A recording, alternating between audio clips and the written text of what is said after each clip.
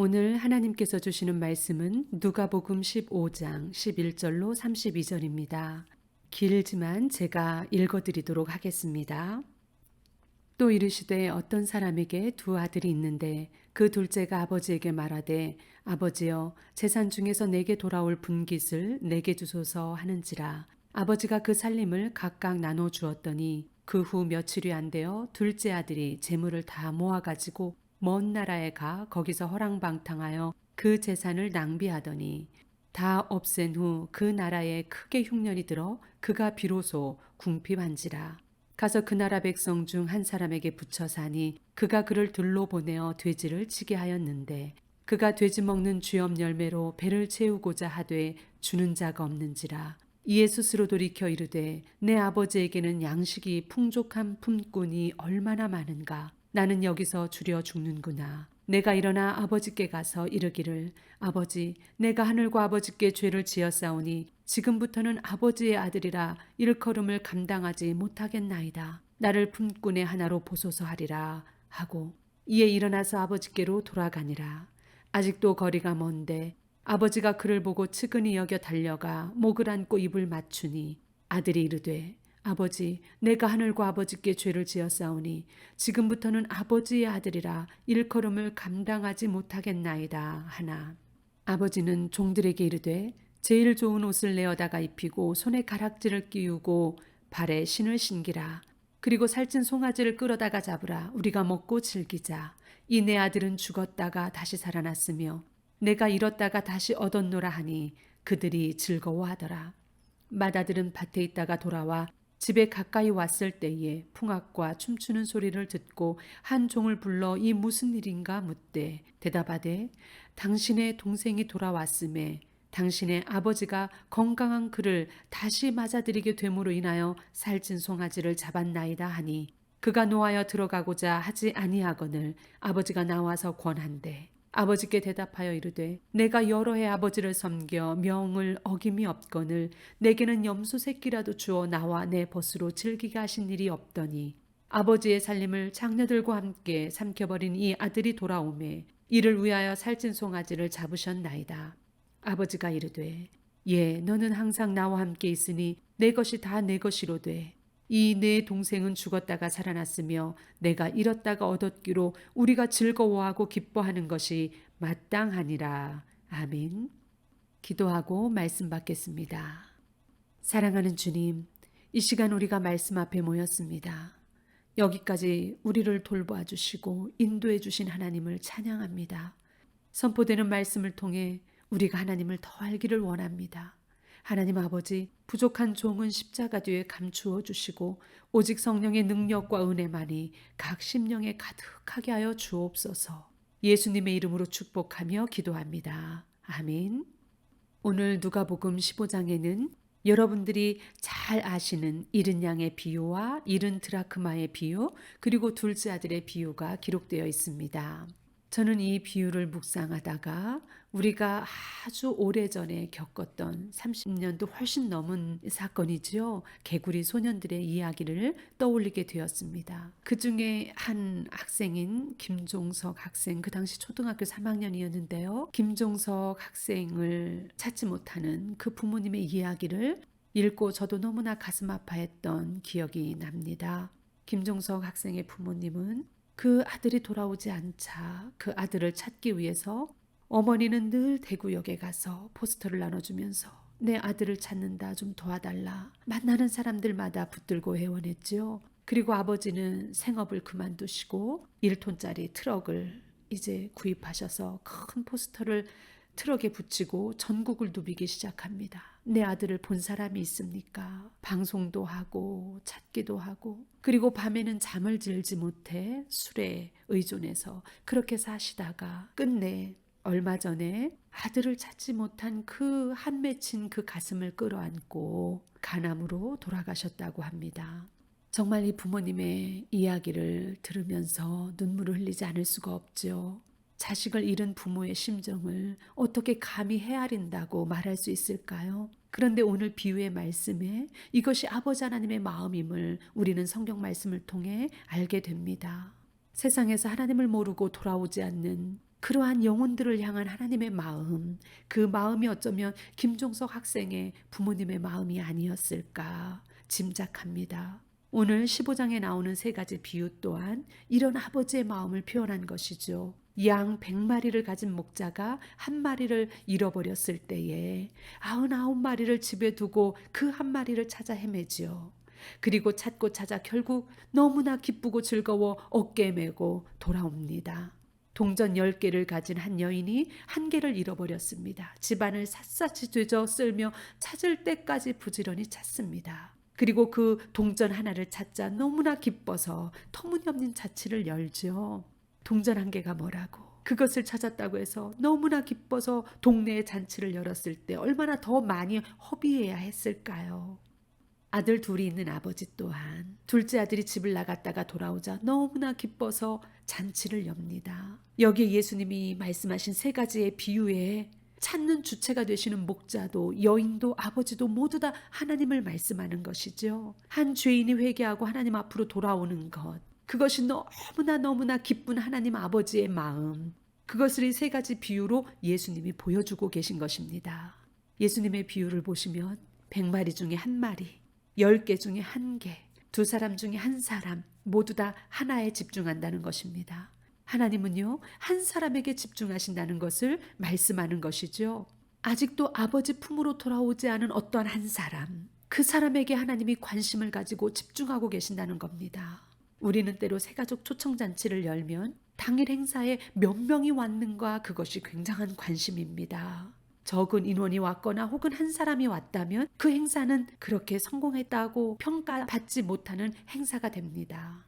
또한 주일에 몇 사람이 와서 예배를 드렸는가, 1년에 새가족이 몇 명이 왔는가, 우리는 너무나 숫자에 예민합니다. 저도 부교역자 생활을 하면서 섬길 때에 1년에 새가족이 몇 명이 왔는가를 보고했던 기억이 납니다. 매 주일마다 새가족 출석부를 놓고 오늘 새가족이 몇 명이 출석했는가, 주일 출석 새가족 인원을 보고했던 시간들이 있습니다. 물론 그것이 잘못된 것이 아니죠. 그러나 하나님께서는 몇 명의 사람들이 모였는가, 몇 명의 사람들이 오늘 출석했는가, 그런 어떤 숫자적인 의미보다 하나님은 한 영혼에 관심을 가지고 계심을 알 수 있습니다. 15장 1절에 보면은요, 그 한 사람이 대단한 사람인가? 우리는 그것을 한번 알아볼 필요가 있어요. 예수님께서 세리와 죄인들을 보시고 비유로 말씀하시는데요, 하나님이 찾는 자가 누구인가? 바로 죄인 중에 죄인이며 낙인 찍힌 세리요 장녀요, 그리고 모든 사람들이 손가락질하던 그 한 사람임을 알 수 있습니다. 여러분 기억하실지 모르겠는데 2007년 한국의 최고의 지성으로 불리는 이모 교수님이 개종하셨다는 그 기사를 저는 본 적이 있어요. 얼마나 언론에서 기사화했는지 모릅니다. 최고의 지성. 한국에서 최고의 지성 중에 한 분으로 손꼽히는 그분이 73세의 나이에 세례를 받은 것으로 인해 정말 떠들썩했었죠. 아마 유명인사였기 때문에 더욱 세상은 떠들썩했으리라 생각합니다. 그런데요 여러분, 아마 이름도 알 수 없는 어떠한 한 사람이 회개하고 하나님의 품으로 돌아왔다면 세상에서 그렇게 기사화했을까요? 알지도 못하는 어떠한 사람이 개종했다고 해서 세례받았다고 해서 과연 누구 하나 관심과 주목을 받았을까요? 아닐 겁니다. 하나님은요, 유명 인사가 주께로 돌아온 것으로 인해 기뻐하셨다기보다는 죄인 한 명이 돌아온 것, 한 영혼이 회개하고 돌아온 것, 그것으로 인하여 기쁨을 감추지 못하는 분임을 오늘 비유를 통해 말씀하십니다. 그럼 오늘 둘째 아들, 소위 우리가 알고 있는 탕자라고 불리는 그 둘째 아들의 비유로 들어가 볼까요? 저는 오늘 본문의 내용으로 들어가 두 아들과 한 아버지 등장인물이 나오는데, 두 아들에 주목하기보다는 잃어버린 자를 찾는 주체가 되시는 아버지에 대해서 집중해 보고자 합니다. 이 아버지를 통해 하나님 아버지를 조명하고 싶습니다. 왜냐하면요, 요한복음 5장의 말씀과 같이 성경은 하나님이신 예수 그리스도에 대해 증거하고 있는 책이기 때문에 그렇습니다. 그래서 우리는 어떤 성경 말씀, 어떤 비유의 말씀을 듣든지 그곳에서 복음을 발견해야 되고 그곳에서 예수 그리스도를 봐야 되는 것이지요.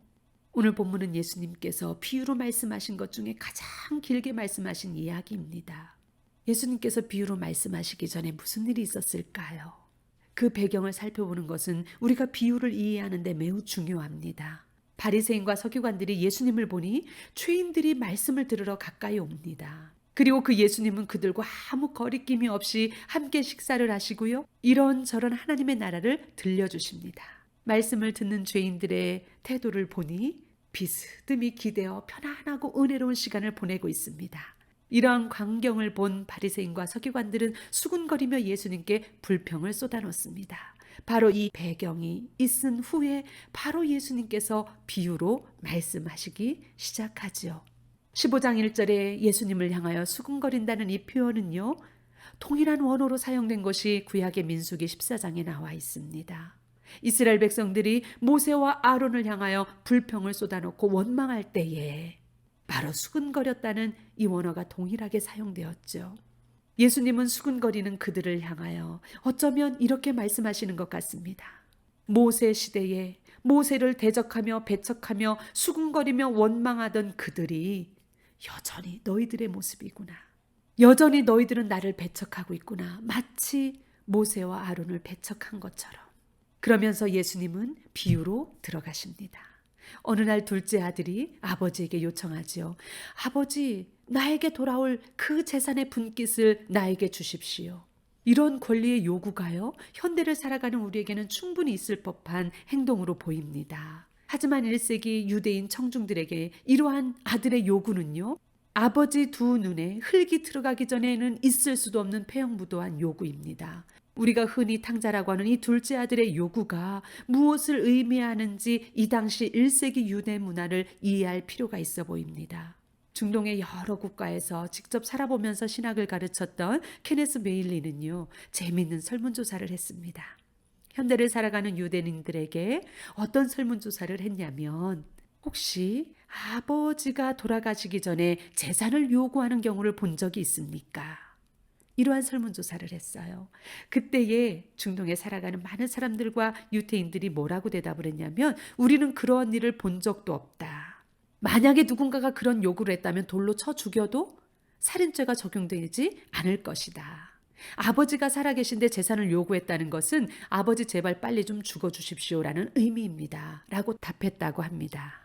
그렇기 때문에 1세기 사회의 그 가족 문화에서는요, 제5계명 내 부모를 공경하라는 지배적인 율법 아래 자리 잡은 상황에서 이러한 둘째 아들의 요구는요, 온 동네를 흔들어 놓을 만한 희대의 이슈가 되는 것이죠.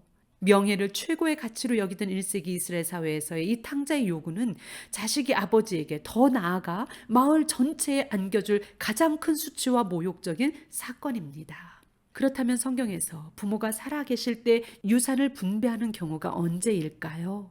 열왕기하 20장 1절에 보시면은요, 히스기야가 병들어 죽게 되자 이사야 선지자가 이렇게 말합니다. 히스기야 왕이여, 당신은 집을 정리하십시오. 이제 더 이상 죽고 살지 못할 것입니다. 라고 전해줍니다. 즉, 죽음이 매우 임박했기 때문에 집안을 정리해라, 재산을 정리해라 라는 말이죠.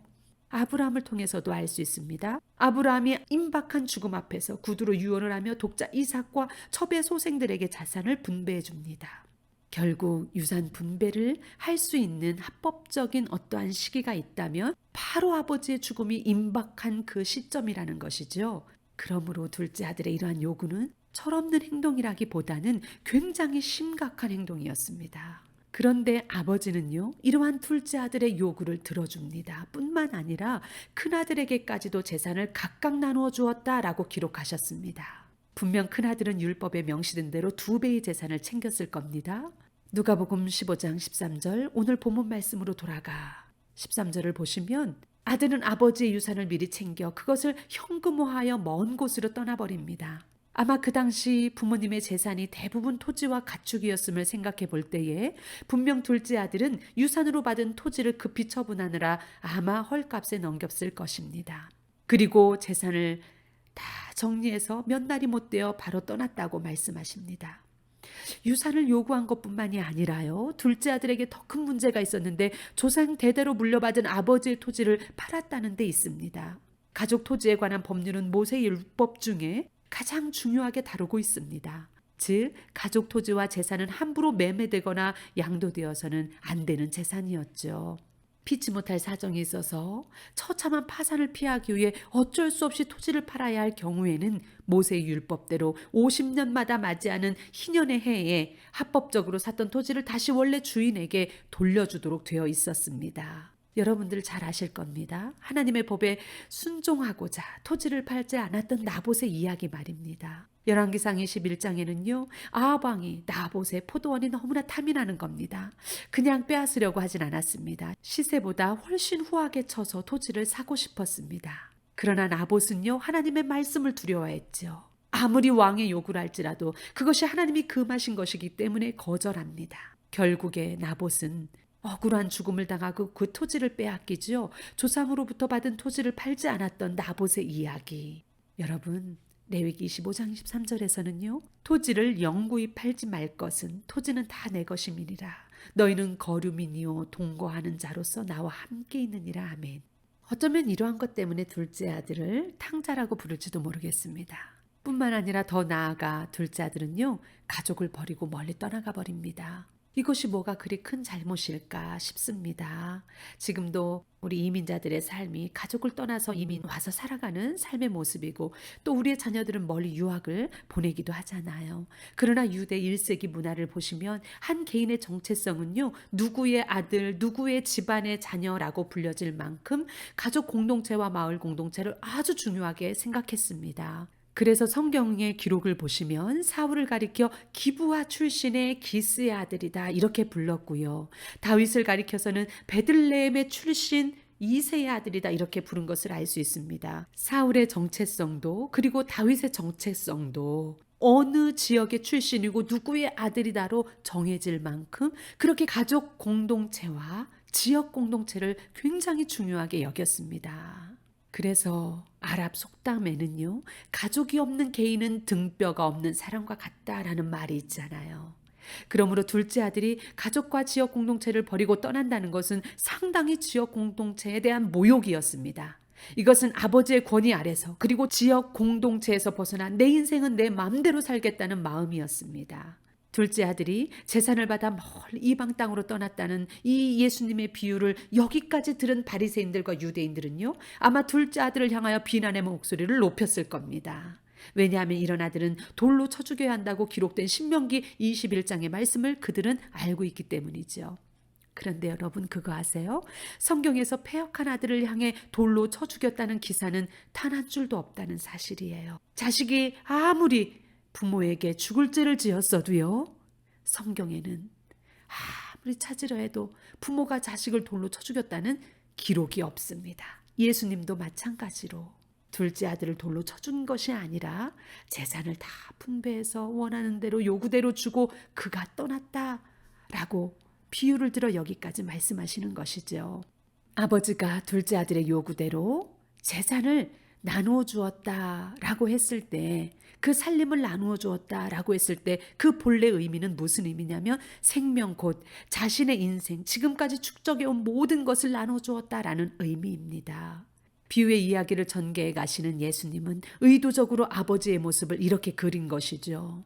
모든 주권을 가지고 모든 능력과 힘을 가지고 있음에도 불구하고 아들을 저주하고 그리고 아들을 돌로 칠 수 있는 힘이 있지만 사용하시지 않는 아버지. 그 아버지의 모습을 통해서 전능자 하나님을 묘사하고 있는 겁니다.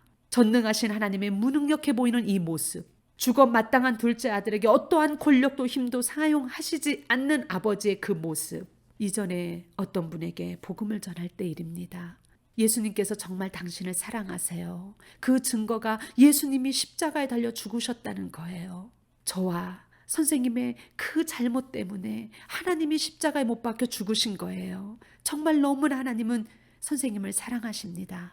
이렇게 복음을 전했더니 그분이 뭐라고 하시냐면요. 아니 누가 죽으라고 했습니까? 내가 죽였냐고요. 지금이라도 내 앞에 나타나서 내가 하나님이다 라고 하면 내가 믿을게요. 나와보라고 하세요. 이렇게 말씀하시더라고요. 하나님의 그 사랑과 십자가의 그 죽으심을 비웃으면서 내 앞에 당장에 나와봐라 라고 말씀하시는 그 선생님 앞에 하나님은 잠잠하신 거죠. 이러한 모습에 대해 사도 바울은요. 그는 근본 하나님의 동체이시나 동동됨을 취할 것으로 여기지 아니하시고 오히려 자기를 비워 종의 형체로 사람이 되셨다라고 기록했습니다.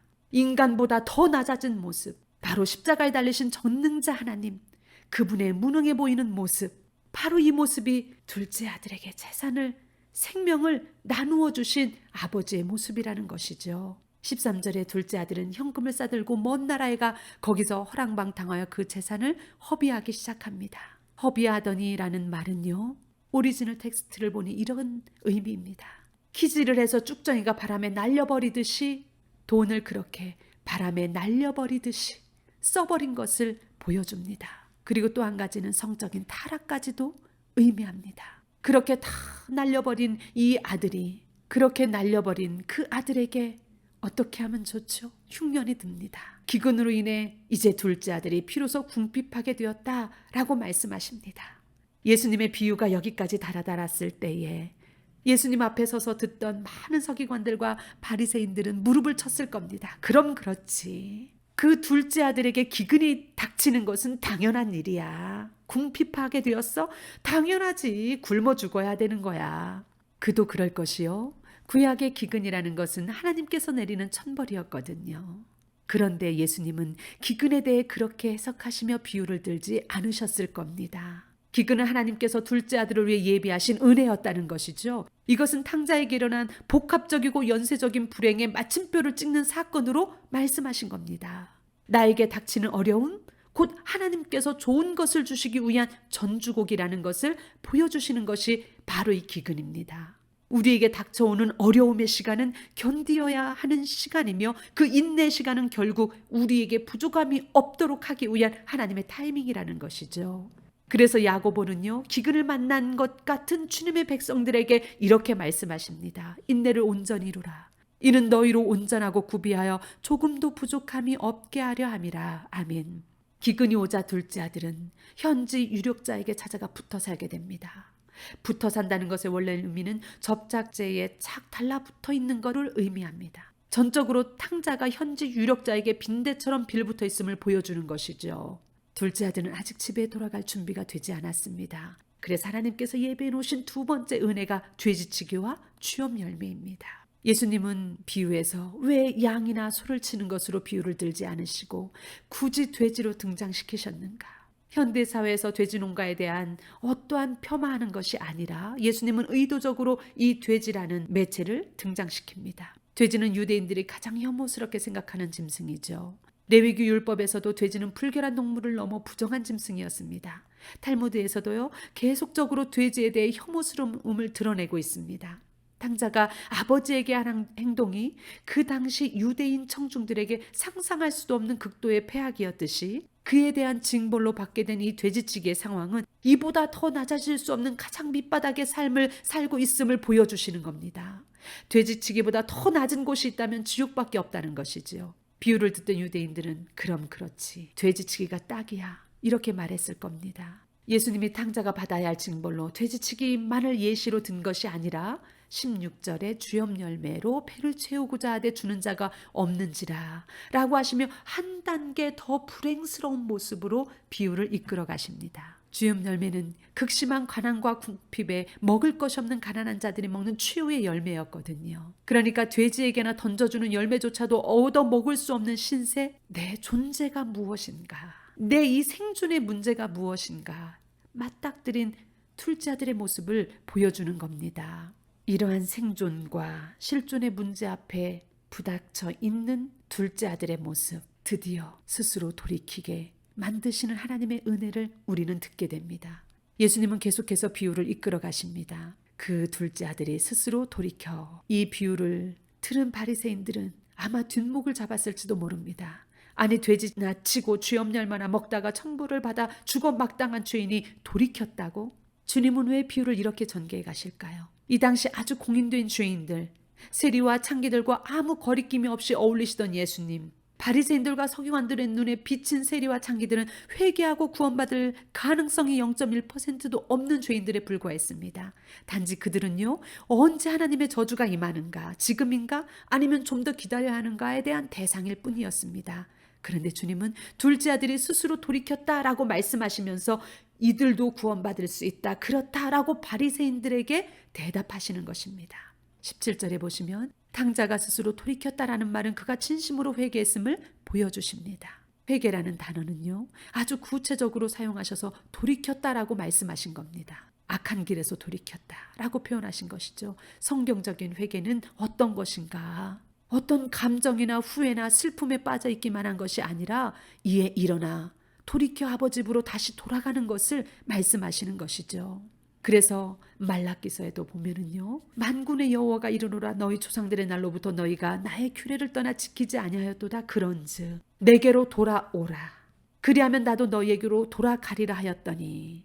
아멘. 돌아가는 것, 그것이 참된 회개임을 말라기 선지자도 말씀하는 겁니다. 여기서 내게 돌아오라, 그러면 나도 너희에게 돌아가리라 라고 한국어 성경은 써있지만 이것의 본래 의미는 무엇인가 봤더니 너희에게 내게 돌아오면 나도 너희에게 돌아갈 거야 라는 의미가 아니라 할 수 있는 한 나에게로 가까이 오너라.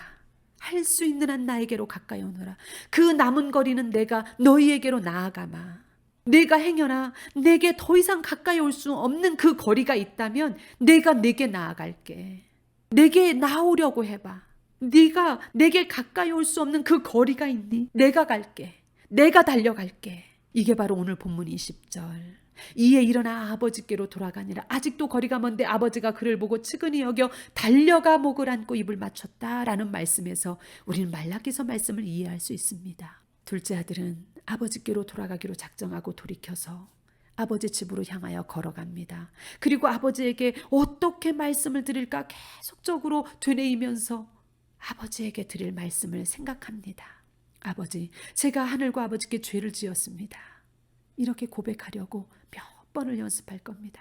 집으로 돌아가는 그 길에 주저앉았다가 다시 일어났다가 주저앉았다 다시 일어났다 하면서 얼마나 그 회개의 그 고백을 연습하면서 갔을까요? 탕자는 분명히 아버지와의 관계 속에서 죄를 지었음에도 또 지역 공동체와의 관계성 안에서 죄를 지었음에도 불구하고 그 입술의 고백이 먼저 무엇인가 보았더니 하늘과 라고 되어 있습니다. 유대인들은요, 하나님이라는 이름을 함부로 부르지 않기 위해서 완곡한 표현으로 하늘이라고 했습니다.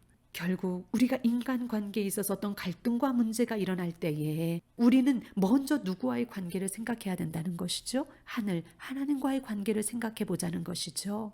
아버지께 죄를 지었지만 지역 주민들에게 정말 지역 주민들의 명예를 더럽혔지만 그것이 하나님과의 관계성 안에서도 생각해 보아야 할 문제라는 것이죠. 저도 누군가와 어떤 문제가 생길 때, 갈등이 생길 때, 어려움이 생길 때 먼저 돌아봅니다. 하나님, 제가 하나님과 관계가 어떻습니까? 제가 행여나 하나님 앞에서 어떠한 제 마음의 교만이랄까요? 혹은 하나님 앞에서 제가 아직 깨닫지 못하고 있는 것이라도 있을까요? 하면서 묻습니다. 그리고 어떤 관계가 힘들다면 하나님 조금만 기다려주세요. 제가 그분을 용납하고 포용할 수 있을 때까지 조금만 기다려주세요. 그리고 제게 그러한 날이 빨리 올 수 있도록 저를 도와주세요 라고 기도한 적이 있습니다. 우리는 어떠한 어려움이 있을 때, 인간관계에서 어떠한 불편함이 있을 때 하나님과의 나의 관계를 먼저 살펴볼 필요가 있다는 것이죠. 오늘 본문 20절. 아직도 거리가 먼데 아버지는 아들을 알아보시고 그를 측은히 여겨 먼저 달려가 목을 안고 입을 맞춥니다. 아버지의 재산을 가지고 다 호랑방탕하며 써버리고 탕진한 그 아들. 그런데 아버지는요, 집을 떠나기 전의 아들이나 모든 것을 호랑방탕하고 써버린 그 아들이나 여전히 내 아들이라는 거죠. 아버지가 아직도 상거가 먼데 달려나갔다는 것은 아들이 집을 나간 후로 하루도 빼놓지 않고 마을 입구, 성문 입구를 바라보며 기다리고 있었다는 것을 암시합니다. 혹시라도 마을 사람들이 먼저 달려가 아들을 발견한다면 그 당시 무슨 일이 일어날까요? 돌로 치거나 침을 뱉거나 욕을 하거나 손가락질을 하거나 비웃거나 분명히 아들이 모욕을 당할 거잖아요. 성문엔 항상 사람들이 많이 모여 있었으니까요. 아버지는 그걸 아시는 거죠. 그 누가 내 아들에게 손가락이 전에, 내 아들에게 침을 뱉기 전에, 돌로 치기 전에, 비방하기 전에, 비난하기 전에 내가 내 아들을 달려가서 먼저 끌어안을 거야. 내가 아들을 덮어줄 거야. 내가 아들을 용서했다는 것을 모든 사람에게 알게 할 거야. 만약에 누군가가 내 아들을 욕한다면, 돌을 던진다면 내가 맞을 거야. 이게 아버지의 마음이기 때문에 아버지는 그 누구보다도 가장 먼저 아들에게 달려간 것이죠. 중요한 것은요, 아들이 저 멀리서 오고 있을 때에 하인을 보내지 않았다는 거예요. 아버지에게는 많은 품꾼들이 있었지만 하인에게 소리 지르며 빨리 가서 내 아들 데리고 오라고 하지 않았다는 거죠. 이것은 무엇을 보여줄까요? 마치 예수님께서 당신을 대신해서 십자가를 질 어떠한 하인을 보내지 않았다는 거예요. 이 세상에 예수님을 대신해서 그 누구도 하나님께서 보내시지 않았다는 거예요. 십자가를 지실 분을 아들이 직접 왔다는 거예요. 직접 우리에게 달려오셨다는 거죠. 아버지가 아들을 보고 전력 질주하여 달린 또 다른 이유는 바로 아들을 너무나 측은히 여겼기 때문이에요. 측은히 여겼다라는 것의 본래 의미는 창자가 끊어질 듯이 애틋한 마음이라는 것이죠. 거짓골로 나타난 아들을 멀리서 보자마자 위장과 창자가 끊어질 듯이 아파서 견딜 수 없어서 달려나갔다는 거예요. 여기서 달려나갔다는 것은요, 달리기 경주 선수가 전력 질주했다는 표현입니다. 그 아들을 끌어안고 입을 맞춥니다. 계속해서 입을 맞추죠. 그리고 아버지는 하인들에게 명령합니다. 제일 좋은 옷을 입혀라. 손에 가락지를 끼워라. 발에 신을 신겨라. 살찐 송아지를 잡아라. 큰 잔치를 베풀어라. 이렇게 말입니다. 그런데 우리말 성경에 빠진 것이 있어요. 속히라는 단어예요. 아버지의 이런 제스처는 아들을 향하는 완전한 용서, 즉각적인 용서를 의미합니다. 정말 불효막심한 그 아들이 돌아왔는데 마치 금이 환영하는 아들처럼 맞이하는 아버지. 제일 좋은 옷을 입히라고 하는 것은요, 부유한 귀족들이 입는 고급 예복을 의미합니다. 공식적인 연회에 초청되었을 때 입는 옷입니다. 아버지는 아들이 돌아오면 입힐 옷을 예비해 놓으셨고 늘 품꾼들에게, 하인들에게 말했을 겁니다. 이 옷은 만지지 마라. 내 아들에게 입힐 옷이야. 회개하기 전에 그 아들을 보고 준비해 놓은 옷이잖아요. 회개했기 때문에 예복을 준비해 놓은 게 아니라는 거예요. 회개하기 전에 돈을 허랑방탕 정말 그렇게 탕진하면서 쓰면서 불효를 저지를 그 아들의 생각하면서 예비해 놓은 옷이라는 거죠. 마태복음 22장에 보시면 혼인잔치 비유에서 예복을 입지 않은 채 잔치자리에 와 앉아있는 사람을 쫓아내는 비유를 말씀하십니다. 예복을 입지 않은 사람은 바깥 어두운 데로 쫓겨나 이를 갈며 울었다고 말씀하십니다. 혼인잔치를 연 임금이 예복을 입고 있는 사람들에게 당신 몸을 씻었습니까? 라고 묻지 않죠. 단지 예복을 입었는가 안 입었는가 그것에 관해서만 보고 묻잖아요. 여러분, 그러므로 우리는 나 자신을 바라보는 것이 아니라 하나님께서 입혀주신 예복, 그것이면 된다는 거예요. 그게 중요하다는 거죠. 바로 하나님께서 입혀주시는, 우리에게 입혀주시는 그 예복, 칭의와 용서의 옷이라는 말씀입니다. 아들이 돌아오자마자 예복을 입혔다는 것은 죄인들에게 입혀주시는 그 의롭다고 인정해 주시는 옷, 칭의의 옷, 그 옷을 말씀하시는 것입니다. 내가 이 예복을 입기 전에 어떻게 살다 왔느냐를 묻지 않으시잖아요. 그냥 입혀주시는 거죠. 돌아온 그날 예복을 입혀주시면서 즉각적으로 그 아들을 받아주시는 거죠. 오늘 구원의 날, 새로워진 날, 그날 입혀주신 그 은혜, 그것이면 되는 거잖아요. 우리는 때로 지나간 날을 너무나 생각하며 괴로워해요. 이미 다 지나가 버린 것들을 붙잡고 놓지 못해요. 근데 하나님께서는 지나간 날의 삶을 묻지 않으시잖아요. 예복을 입혀주신 것으로 끝이에요. 그리고 아버지는 하인들을 시켜 신을 신기라고 합니다. 그 당시 1세기 유다 문화에서요, 신발을 신지 않는 계층들이 있었는데 품꾼들이었어요. 노예들이었어요. 종들이었어요. 아들은 아버지께 가서 나를 품꾼의 하나로 써주십시오 라고 말씀드려야 되겠다. 신발도 신고 다니지 못하는 그러한 자들, 보호자가 없이 다니는 그러한 자들, 하루 벌어서 하루 먹고 사는 그들처럼, 정말 버려진 일꾼들처럼 그렇게라도 나를 써달라고 해야 되겠다라고 생각했지만 아버지는 그게 아니잖아요. 신을 신켜라. 너에게는 보호자가 있어. 그 보호자가 나야 라는 의미예요. 여러분, 우리가 때로는 캄캄한 길을 걷는 것 같아도요, 우리에겐 보호자가 계세요. 우리에게 남편이 없어서 보호자가 없는 것 같아도요, 우리에게 부모가 계시지 않아서 보호자가 없는 것 같아도요, 아니라는 거죠. 너의 보호자는 나야. 신발을 신겨주시잖아요. 제가 첫째 아이를 낳고 산후조리 할 때 일입니다. 시어머님께서 오셔서 산후조리를 해주셨어요. 그때 제가 이렇게 모유 수유를 하고 있는데 아기가 계속 찡찡거리는 겁니다. 그러니까 어머님이 제 곁에 오셔서 신생아를 보고 뭐라고 하시냐면, 이 사람아 무슨 걱정이 있는가, 먹고 자게나 먹고 자게, 이렇게 말씀하시는 거예요. 저는 그때 큰 은혜를 받았어요. 그래, 나도 어쩌면 하나님 품에 안겨서 말씀의 젖을 먹는 신생아 같은 사람이야. 그런 딸이야. 내가 무슨 걱정이 있어. 먹고 자면 되지. 하나님의 말씀의 젖을 먹고 평안히 자면 되지. 여러분, 보호자 품에 안겨 젖을 먹는 신생아, 무슨 걱정이 있겠어요?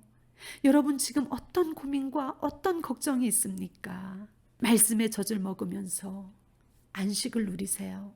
아버지의 선물은 아직 남아 있었습니다. 반지를 끼워주라고 말씀하십니다. 아버지가 아들에게 끼워준 반지는요, 우리가 생각하는 그런 반지라기보다는 인장 반지입니다. 모든 법적인 권위와 권한을 위임하는 반지입니다. 아버지가 탕자에게 가문의 인장 반지를 끼워주는 거죠. 단순히 아들의 지위를 복원시킨 것을 넘어서 아들에 대한 무한 신뢰를 보여주는 거예요. 내가 내 자산을 다 탕진하고 왔지만 나는 너를 믿을 거야. 내 자산을 마음대로 할 수 있는 인장 반지를 내게 끼워줄 거야. 나는 너를 믿어. 우리가 행여나 하나님이 주신 재정을 잘못 사용할 수 있어요. 내 마음대로 쓸 수 있어요. 그런 하나님은 여전히 너는 내 딸이야, 내 아들이야. 나는 너를 믿어. 난 너에게 재정을 맡길 거야.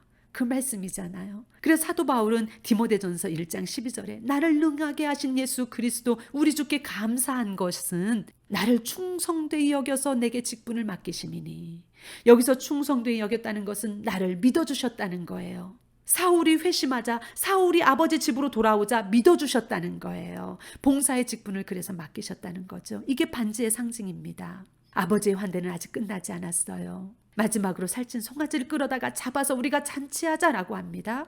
여기서 살찐 송아지는요, 그냥 아무 살찐 송아지나 갖다 잡으라는 의미가 아니에요. 늘 하인들에게 말씀하시면서 정해놓았던 그 송아지예요.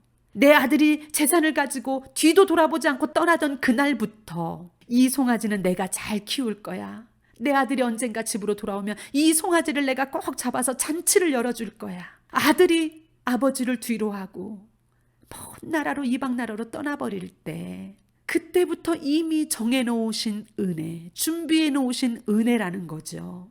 여러분, 하나님은요, 우리가 설령 하나님을 떠날지라도, 우리가 설령 교회 나오지 않더라도, 우리가 무엇인가 실망하고 무엇인가 낙심해서 하나님의 집을 떠났을지라도요, 하나님은 이미 은혜를 예배해 놓으셨다는 거예요.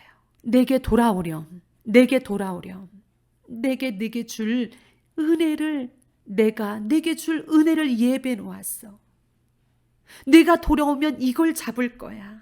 잔치를 열 거야. 이걸 줄 거야. 이게 아버지의 마음이라는 것이죠. 여러분, 말씀을 마치겠습니다. 물론 누가복음 15장에 아주 중요한 말씀, 큰아들에 관한 말씀이 있지만 너무 길어져서 제가 여기서 마치려 합니다. 여러분, 우리는 과연 어떤 한 영혼에 집중하고 있을까요? 하나님의 마음, 어떤 숫자가 아니라 오늘 교회에 몇 명 나왔는가, 이게 아니라 정말 하나님이 관심을 갖고 있는 그 한 영혼에게 나도 관심을 가지고 있는가?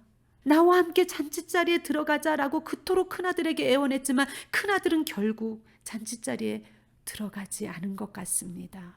다 전하진 못했지만 구원받은 오늘 나와 함께 즐기자. 오늘은 너무 기쁜 날이야. 이전 것은 다 지나가서 너는 새로운 사람이 됐어. 내가 나에게 돌아온 그 날이야. 구원의 날, 이 축제의 날, 나와 함께 즐기는 것이 마땅하다라고 예수님의 비유는 그것으로 마칩니다. 여러분, 도전을 드립니다. 오늘 즐거워하시기 바랍니다. 하나님이 주신 오늘, 구원을 베푸신 오늘, 나를 새롭게 하신 오늘, 나를 건져주신 오늘, 나를 구원하신 이 오늘을 즐기시기 바랍니다. 어제도 아니고요, 내일도 아니고요, 오늘 이 시간 하나님과 함께 기뻐하시는 날이 되시기를 축복합니다. 기도하겠습니다. 하나님 아버지, 오늘 예수님의 비유의 말씀을 통해 하나님 아버지의 사랑의 마음을 다시 한번 알게 되고 깨닫습니다. 하나님, 우리는 그동안 너무나 숫자만 생각했습니다. 우리 교인이 몇 명인가, 오늘 교회에 몇 분이 나오셨는가, 그것이 아니라 정말 아무도 관심 갖지 않는 그 한 사람, 하나님이 주목하시는 그 한 영혼, 저도 그 영혼에게 주목하길 원합니다. 하나님이 주신 오늘, 하나님 축제의 날 되게 하시고 기쁨의 날 될 수 있도록 우리가 말씀의 젖을 먹으며 주님 품에 있게 하여 주시옵소서. 예수님의 이름으로 축복하며 기도합니다. 아멘.